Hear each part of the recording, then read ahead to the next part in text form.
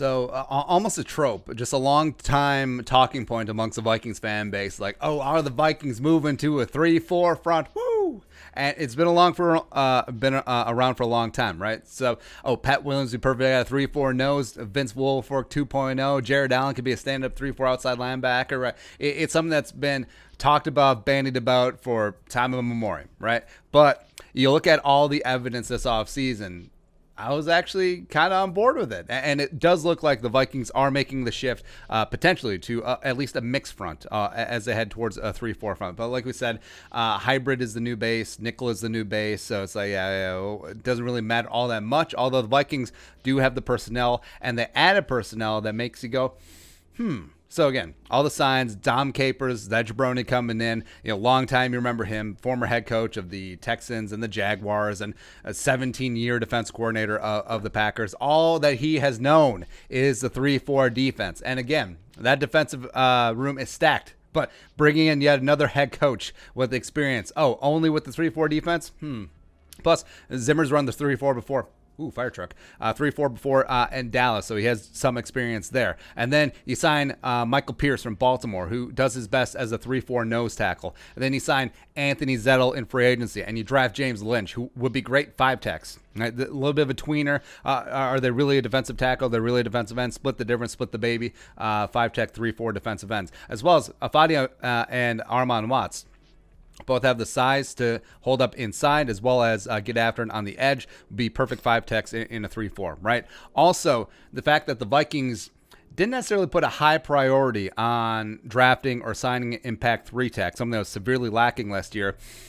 3-tech, something that's not utilized very often in 3-4 base fronts. Tinfoil hat, maybe. Tea leaves, maybe. As well as you draft DJ Wanham, who has experience as a hand-in-the-dirt defensive end as well as a stand-up outside linebacker. His perfect position, probably best suited for a 3-4 rush outside linebacker. Woo! There. Plus, Anthony Barr, like we said, has been wasting away in Margaritaville. Zimmer using his talents up, not in a great way. Get after it at the passer. Can be a 3-4 outside linebacker. Same thing with Daniil Hunter. He could do fine in coverage, but he's going to get after it as a stand-up outside linebacker, just rushing, getting it, as he always does. Right. But all those plans, all of those little hints, those little breadcrumbs, all those little Easter eggs that the Vikings could be finally moving to a 3-4 front, those plans might go out the window because of the Rona.